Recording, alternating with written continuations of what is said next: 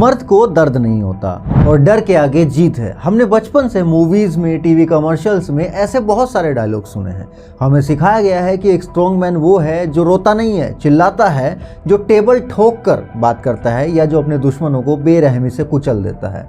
और आजकल तो मर्दानगी के लिए सोशल मीडिया पे अलग अलग टर्म सुनने को मिलती हैं, red flag, green flag, alpha male वगैरह वगैरह बहुत सारी हैं। एक तरफ जहां टॉक्सिक मैस्कुलिनिटी की बहस है तो दूसरी तरफ सॉफ्ट बॉयज का ट्रेंड भी मौजूद है।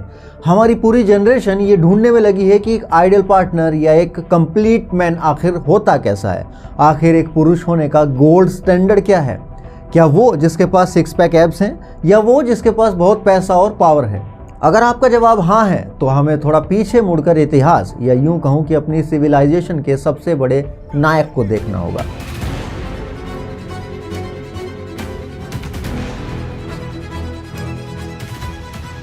हाल ही में मैंने फिल्म मेकर नमित मल्होत्रा और सदगुरु के बीच एक बहुत ही डीप कन्वर्सेशन सुनी।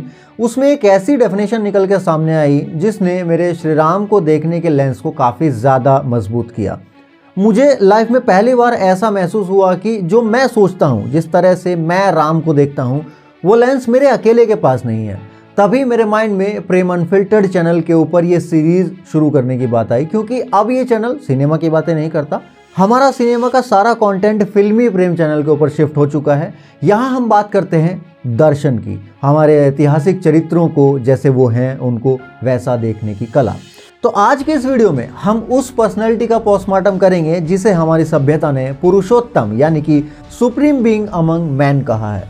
हम बात करेंगे राम की, लेकिन धर्म के चश्मे से नहीं, साइकोलॉजी एंड लीडरशिप के चश्मे से। हम उन्हें एक भगवान के तौर पे नहीं, the ultimate symbol of masculinity के तौर पे समझने की कोशिश करेंगे। आखिर क्यों लगभग 7000 साल बाद भी हर पिता चाहता है कि उसका बेटा राम जैसा हो, हर लड़की चाहती है कि उसका पति राम जैसा हो और हर भाई चाहता है कि उसका भाई राम जैसा हो।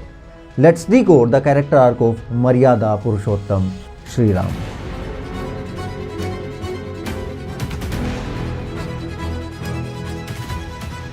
सबसे पहले बात करते हैं कमिटमेंट की। आज के दौर में रिश्तों में ऑप्शंस बहुत हैं। अगर एक जगह बात नहीं बनती तो स्वाइप राइट और नया ऑप्शन रेडी है। इसे हम मॉडर्न भाषा में प्रैक्टिकलिटी कहते हैं, जिसे डेटिंग ऐप्स ने बहुत ज़्यादा ग्लोरीफाई भी किया है। लेकिन एक बहुत ही चुभने वाला सवाल सामने आता है। अयोध्या का राजा राम, शक्तिशाली, संपन्न, जब उनकी पत्नी सीता का अपहरण हुआ तो लॉजिकली क्या उनके पास दूसरे ऑप्शंस नहीं थे? उस वक्त वो एक राजा थे, वो आराम से दूसरी शादी कर सकते थे, पॉलिटिकल एग्रीमेंट्स कर सकते थे, वो उनके लिए काफ़ी ज़्यादा कन्वीनियंट होता, लेकिन उन्होंने कन्वीनियंस को नहीं चुना। ज़रा सोचिए, एक इंसान पैदल चल रहा है, कहाँ से? अयोध्या से लेके श्रीलंका तक, लगभग 3000 किलोमीटर। रास्ते में ना कोई हाईवे है, ना गूगल मैप, सिर्फ जंगल हैं, जानवर हैं और हैं अनजान खतरे। उन्होंने ये क्यों किया? क्या सिर्फ एक युद्ध जीतने के लिए? नहीं, उन्होंने ये साबित करने के लिए किया कि उनके जीवन में उनकी पत्नी कोई ऑब्जेक्ट नहीं थी जिसका रिप्लेसमेंट ढूंढा जा सके।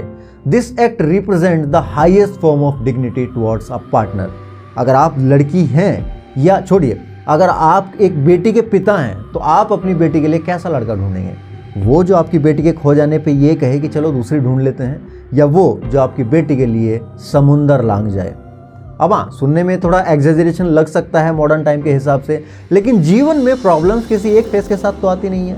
ये बस एक एग्जाम्पल है जिसका एसेंस है कि वो लड़का आपकी बेटी के मुश्किल से मुश्किल समय में उसके साथ कितनी दूर तक चल सकता है। तो क्या वो 3000 किलोमीटर चल सकता है? अब सोचिए, जवाब आपको मिल जाएगा। राम का ये डिटर्मिनेशन ही उन्हें आज भी रेलेवेंट बनाता है। एक रियल मैन वो नहीं है जो रिप्लेसमेंट ढूंढ ले, असली पुरुष वो है जो परस्यू करे।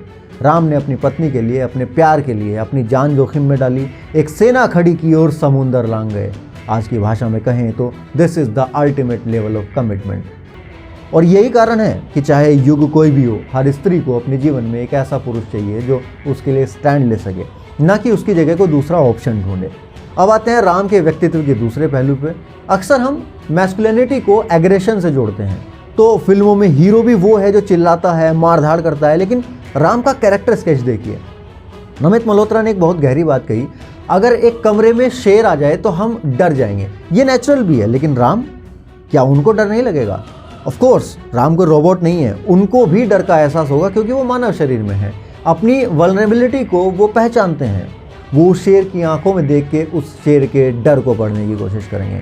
वो समझ जाएंगे कि ये जानवर भी डरा हुआ है, असुरक्षित महसूस कर रहा है या भूखा है। अब आप शेर को किसी बड़े शत्रु से रिप्लेस कर दीजिए। ये जो एम्पैथी है, जो संवेदना है, युद्ध के मैदान में भी अपने दुश्मन के मन को पढ़ लेने की क्षमता, ये है उनकी असली super power. Ram super human इसलिए नहीं है कि उनके पास डोले शोले हैं, बॉडी है। वो सुपर ह्यूमन इसलिए है क्योंकि उनके पास बैलेंस है, संतुलन है। आई थिंक उनके पास रावण से ज़्यादा दिव्यास्त्र नहीं थे, शायद शारीरिक बल भी कम ही रहा हो, लेकिन रावण अपने अहंकार और क्रोध में बह गया था। और राम युद्ध के मैदान में भी शांत थे, स्थिर थे। इसका मतलब है एक इंसान जिसने अपने जीवन में इतनी मुसीबतें झेली, उसका राजपाट गया, वनवास हुआ, पत्नी तक का अपहरण हो गया, फिर भी उसने अपना मानसिक संतुलन नहीं खोया। आज की एक्शन फिल्मों में हम देखते हैं कि हीरो गुस्से में लाल है, लेकिन राम वो युद्ध में ऐसे लड़ते हैं बिना किसी हेट के, सिर्फ इसलिए क्योंकि वो करना ज़रूरी है, ड्यूटी विदाउट हेट। हम अक्सर एक गलती करते हैं, हम राम को सिर्फ भगवान मानकर दीवार पर टांग देते हैं और उनकी पूजा करते हैं। ये वाकई राम के साथ अन्याय है। अगर वो सिर्फ भगवान हैं तो हम कह देंगे कि अरे वो तो भगवान थे, वो तो कर सकते थे, हम तो इंसान हैं, हम थोड़ी कुछ कर सकते हैं। लेकिन ये चीज़ हमें उनके पदचिन्हों पर चलने से रोक देती है, क्योंकि हमारे शास्त्रों ने उन्हें मर्यादा पुरुषोत्तम कहा है, यानी कि पुरुषों में उत्तम। सोचिए, जिस रावण ने उनकी पत्नी का अपहरण किया, उसे मारने के बाद राम ने जश्न नहीं मनाया, उन्होंने प्रायश्चित किया है। ये है ट्रू मैस्कुलिनिटी, शक्ति होना लेकिन उसको फ्लैक्स ना करना, दुश्मन के प्रति भी सम्मान रखना। उन्होंने अपने ह्यूमन पोटेंशियल को इतना ऊपर उठा लिया कि वो गॉड लाइक बीइंग हो गए। राम का जीवन हमें ये नहीं सिखाता कि चमत्कार कैसे करें, बल्कि ये सिखाता है कि मुसीबतों के बीच इंसान कैसे बने रहें। ही represents liberation while being alive. आज की दुनिया में जहाँ ईगो ही सब कुछ है, राम का ये चरित्र हमें सिखाता है कि जेंटलनेस इज नॉट वीकनेस। लेकिन अक्सर हम इस चीज़ को समझने में भूल कर जाते हैं। आजकल हम रिश्तों में ही सौम्यता को, जेंटलनेस को कमज़ोरी समझ लेते हैं। अब मैं आपसे पूछता हूँ, क्या राम आज के युवाओं के लिए रिलेटेबल हैं? मेरे हिसाब से तो हाँ, 100% हैं। अगर आप एक ऐसे पार्टनर बनना चाहते हैं जो कमिटमेंट की वैल्यू समझता है, अगर आप एक ऐसे लीडर बनना चाहते हैं जो पावर मिलने पे भी हम्बल बना रहे, तो आपको किसी इन्फ्लुएंसर को फॉलो करने की ज़रूरत नहीं है। आपको बस रामायण के पन्ने पलटने हैं।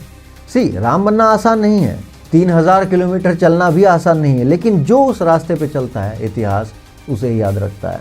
तो अगली बार जब कोई आपसे पूछे कि आपका रोल मॉडल कौन है, तो किसी फिल्मी सितारे का नाम लेने से पहले एक बार सोचिएगा ज़रूर, क्योंकि हमें ऐसे नायकों की ज़रूरत है जो टॉक्सिक ना हो, बल्कि हीलिंग हो, जो पावर के लिए नहीं, ट्रुथ के लिए चलें, जो शेर से डरे नहीं, बल्कि शेर को समझ सकें।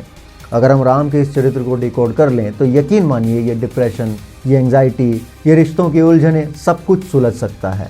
दुनिया की आधा से ज़्यादा प्रॉब्लम्स सॉल्व हो सकती हैं। राम कोई मिथक नहीं है, राम एक स्टेट ऑफ माइंड है। अब आपके लिए एक सवाल, आप राम के किस गुण को, उनकी किस क्वालिटी को अपने जीवन में उतारना चाहेंगे? कमेंट्स में बताइए। और हाँ, राम श्री राम कैसे बने? उनके जीवन में कौन वो इम्पोर्टेंट लोग रहे जिनकी वजह से वो आज मर्यादा पुरुषोत्तम कहलाते हैं? उनमें से एक हैं देवी सीता, जिनके कैरेक्टर को हमने मोस्टली अंडर एस्टिमेट ही किया है, जो शायद ना होती तो राम नहीं कुछ और होते। राम के जीवन में सीता की इंपॉर्टेंस पे हम नेक्स्ट वीडियो में बात करेंगे। आई होप आपको मेरी ये वीडियो पसंद आई होगी एंड आप नेक्स्ट वीडियो का वेट करेंगे। मिलते हैं नेक्स्ट वीडियो में, तब तक के लिए जय श्री राम।